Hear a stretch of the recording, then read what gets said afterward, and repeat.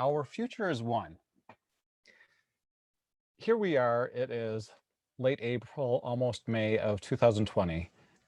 And many people are thinking that, gee, things are not so great. The pandemic, the disease, is all around the world, and we're unsure exactly what's going to happen. The economic crisis is starting to take shape, and we're not sure what's going to happen with that either. We're being told by the, not necessarily mainstream media, but the online media, that we may be looking at an economic collapse, a housing crash, an unemployment crisis, inflation, hyperinflation, deflation, something uncomfortable. Looking at the Consumer Sentiment Index in the United States, it's at the lowest point ever. And all sorts of indices like that just keeping spiraling downward and downward. So it seems like things are in a very bad state, especially when we look at things internationally and we notice items, news items, including that there are going to be, shall we say, supply disruptions for essentials such as food to places such as, today, being announced, Yemen, as if Yemen didn't already have enough difficulties getting food to its people. So certainly there are some difficult times ahead. And I should try to make this so it can be relevant to the people in Yemen as much as it is relevant to the people where I live. First of all, keep in mind that the future can be very bright. It can be very, very bright. And so I'd like to share some slides that I put together for you today.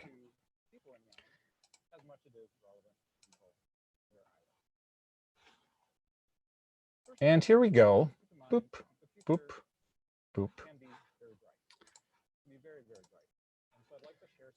These are the slides about our local future.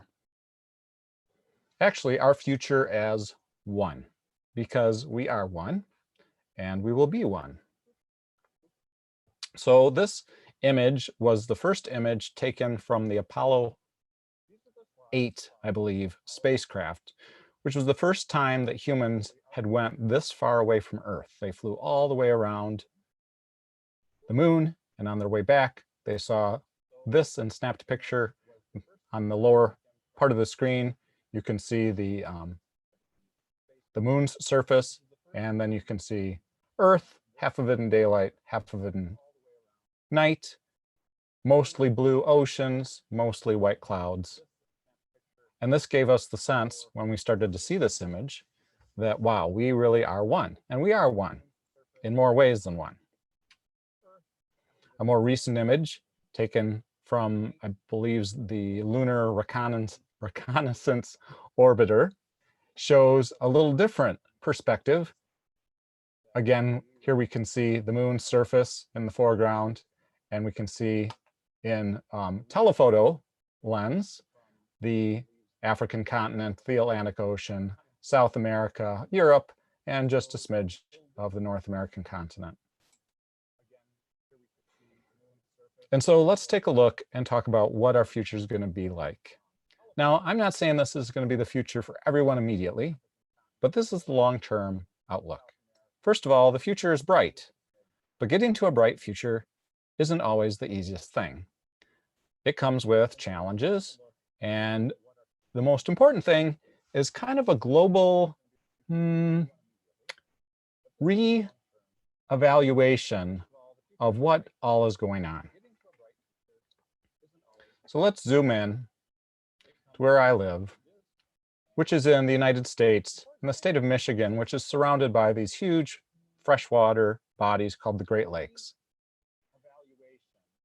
And as we go in closer and closer, we get eventually to my neighborhood. The future is going to be based on the neighborhood. So you'll see here my house and the house of 4, 5, 6, 7, 8 other families. And that's going to be the basic unit of the future. Well, first the household, of course, households in the future will be more multi-generational. So the grandparents will live here, the parents, maybe some aunts and uncles, and the kids, possibly more than one family of kids. That's pretty common in most places in the world. It's not so common in the United States at the moment, although I have to say that there is two multi-generational families within this picture, where there's the parents, the children, the grandparents, and in one case, there's the aunt and the uncle as well. So this is already happening, and partially it's because of what's going on in the world. Now you'll notice that we have an adequate amount of land here. And in the future, what will happen is instead of having tiny little gardens like this, there'll be a lot more food growing locally. And what I mean by locally is outside your front door. If you live in some place where it's seasonal and they're winters, then you'll probably have greenhouses and be growing things in the winter and growing things in the spring when it gets warm. Greens, for example, probably be grown during those times. So for food security, food will be grown locally, very locally, as in your front yard, your neighbor's front yard, maybe that empty lot that's down the street, maybe in somebody's side yard or backyard. And you can kind of see that we have ample space for something like that.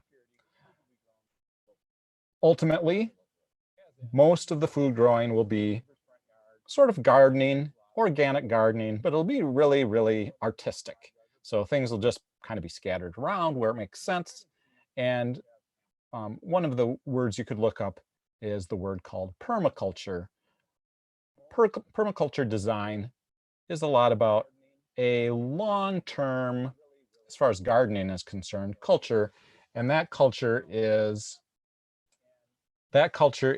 very, very supportive of one another. So the future is going to be very, very, let's say, local, hyper-local, family, neighborhood. And that's going to be the same thing all around the world. Everybody's going to be living this way, more or less. Now, the nice thing about that is not having to commute anywhere, not having to, rush to work and rush home, not having to go to the grocery store, not having to do any of these things.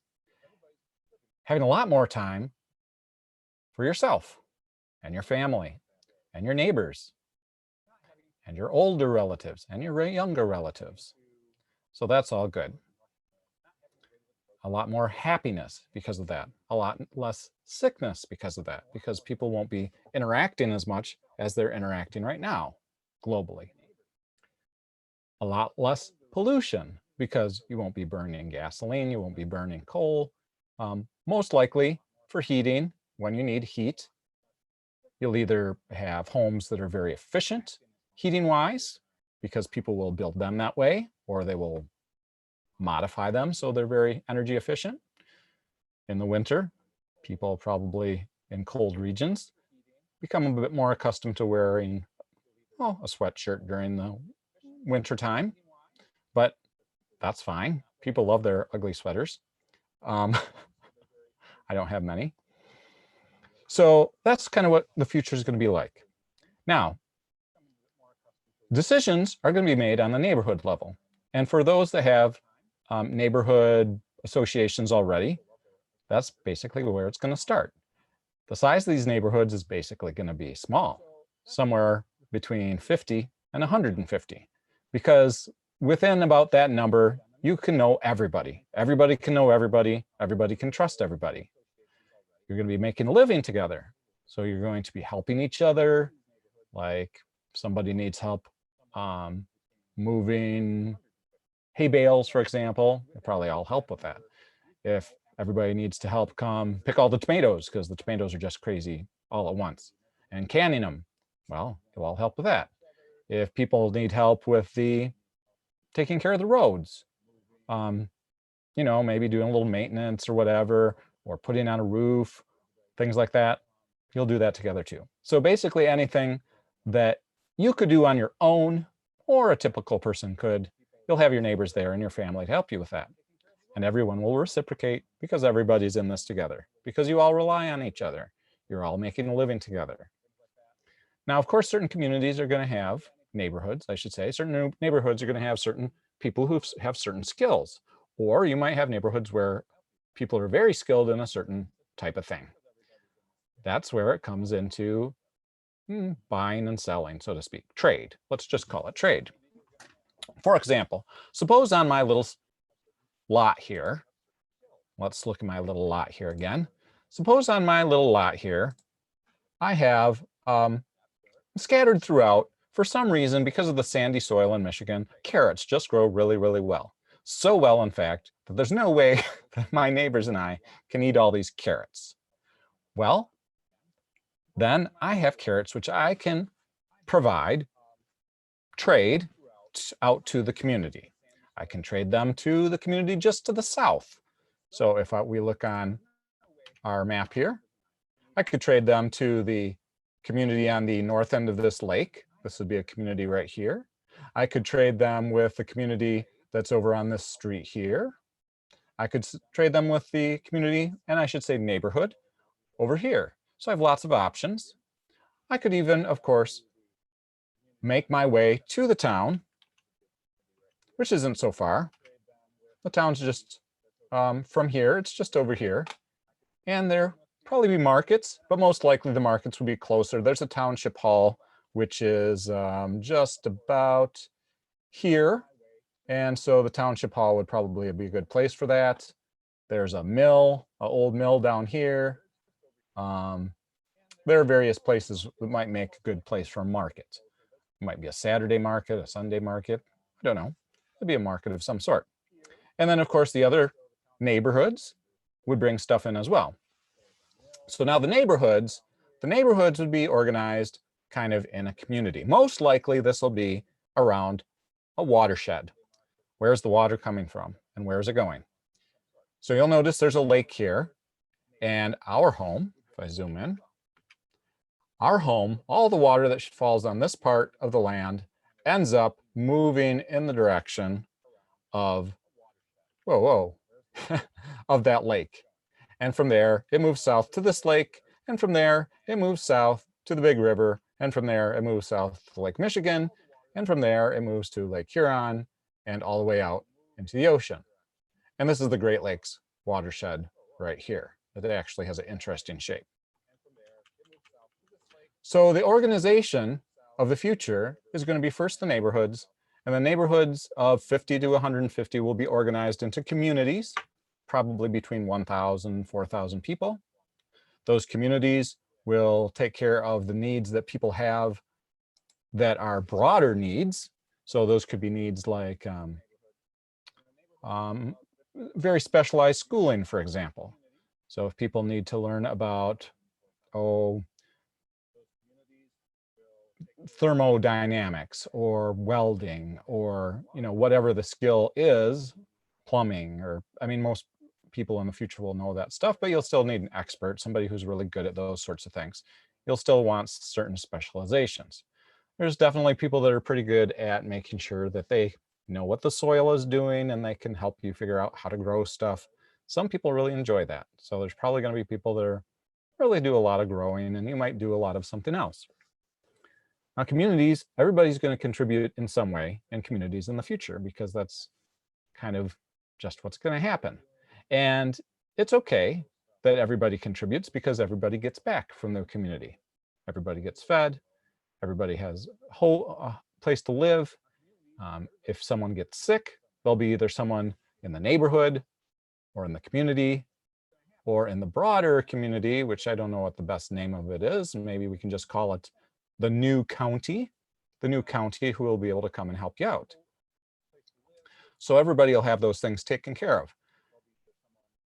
That doesn't mean in the future that there will be like extraordinary measures. For example, having a lung transplant might not be very likely in the future.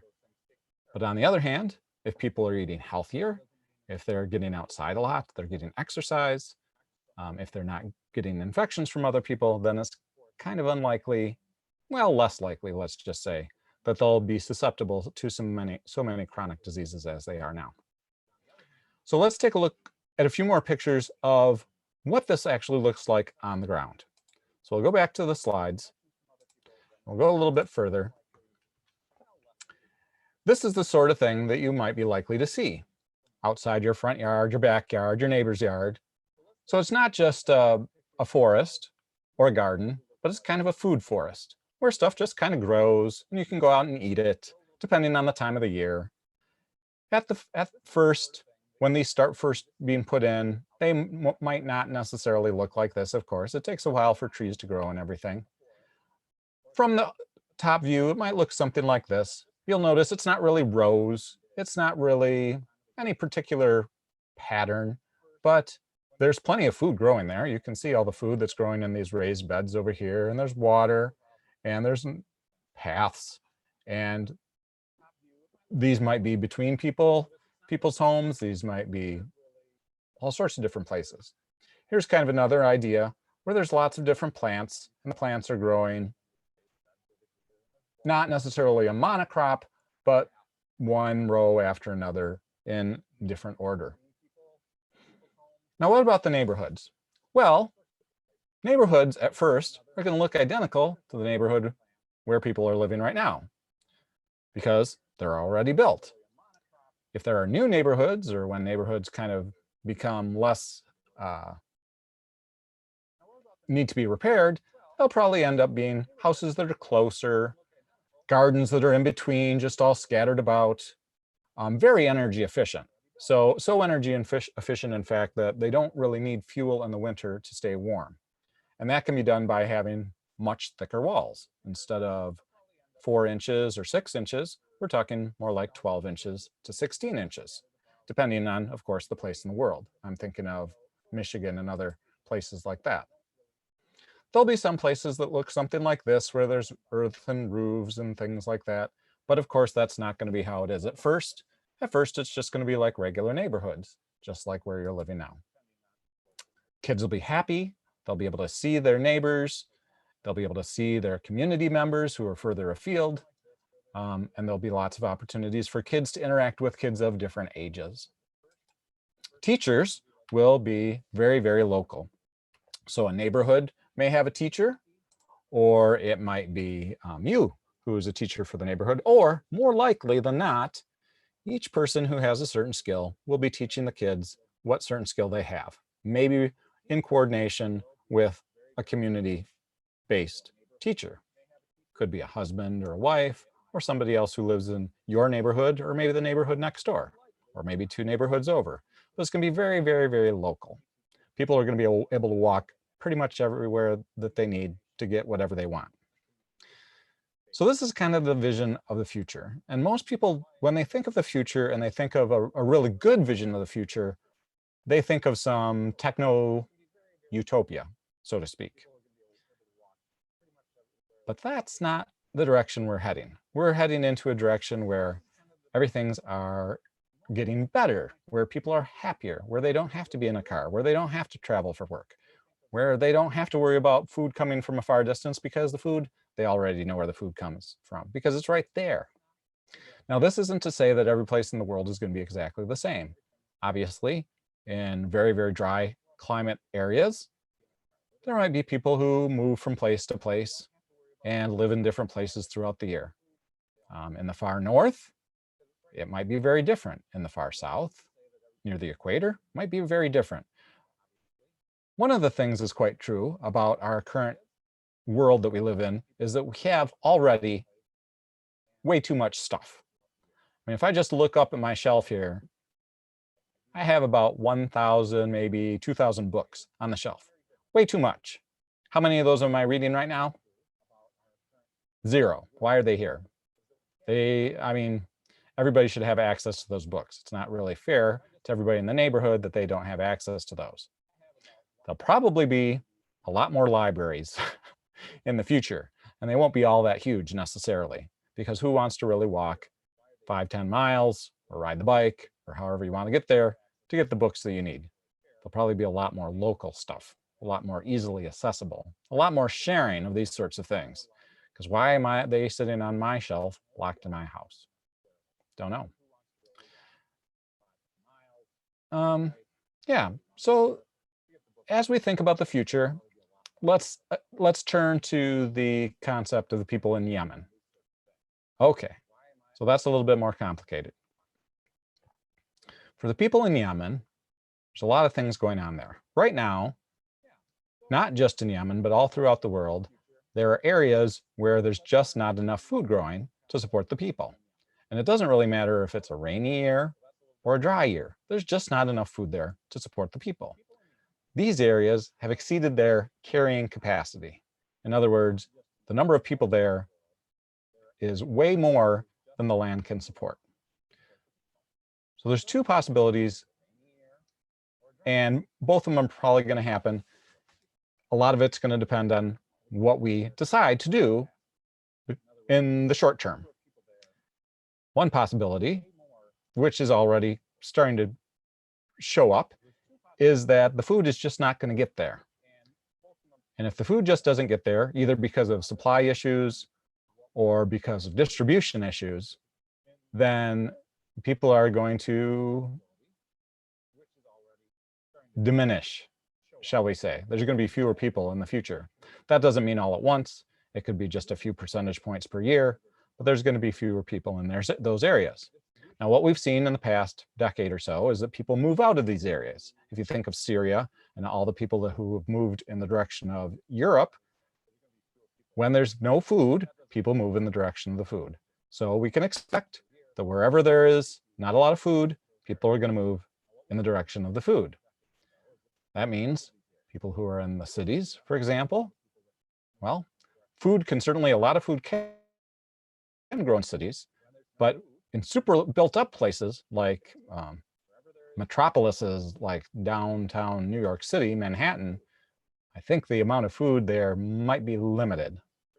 Although there is some land, but in the most case, people are going to be moving to a place where food is closer to them, rather than the food being moved to them instead. That requires an enormous amount of energy. It's very, very costly.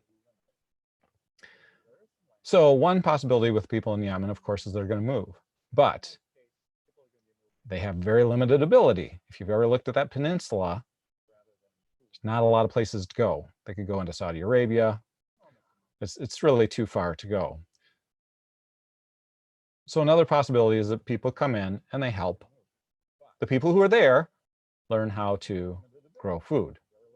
And I think rather than going into an area where I haven't thought it fully through, this is a great idea, before you've thought it fully through, I'm going to stop and remind people, or just encourage you, to start thinking about what is your best possible future. What sort of future, low energy future, a future that is good for everybody, can you envision? Imagine a future where it's really, really, really good. You're happy, you can live a long time, you have a huge amount of freedom, you can spend a lot of time with the people who are around you, you can go visit, you have your food right next door, you have energy right next door taken care of, you have everything you need, fresh water, everything that you need, your essentials, those essential things that you need in your life. And that's what the future can be like. And you have opportunities right now to start reaching out to your neighbors, saying hi to them. Yes, you can keep your social distance if you're still doing that. And, start talking about, hey, let's put in a garden. Would you like some help? Do you have any seeds? Would you like some seeds? You can combine some resources. Hey, let's put some money in and buy some seeds. Or let's buy a greenhouse. Hey, wouldn't that be cool? Do you want it on my lot or your lot? We could put it right on the property line. Yeah, we'll share it. Hey, that sounds good. This is going to require a lot of different thinking, because the old thinking is the thinking that got us to where we are right now, which is basically a global economic collapse caused by a overinflated economic balloon or bubble, which is mainly due to the difference between the altruist side of us and the selfish side of us, which is personified by a number of the, shall we say, billionaires of the world. Not all of them necessarily, but there are a few, and they know who they are, and you probably do too. All right. Well, thanks for listening. I'm hoping to improve this slideshow to make it shorter, like a TED Talk, and more clear and more illustrative.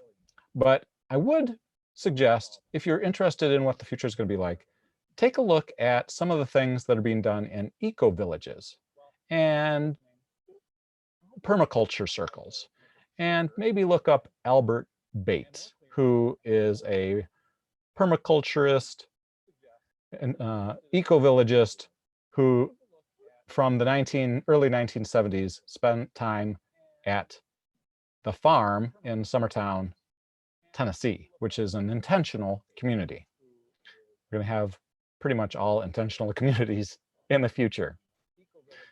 If you appreciate this content, as always, and with all creators who are not the corporate creators, please click, subscribe and ring the bell so you get notifications, and put a comment in if you have a question, especially if there's something in particular you want to know about the future, how we're going to get there, why we're heading that direction, why it's not going to be different, why it's going to be different this time from the previous, how many ever times have been economic bubbles, and I will see what I can do to help you out. Thank you so much for watching.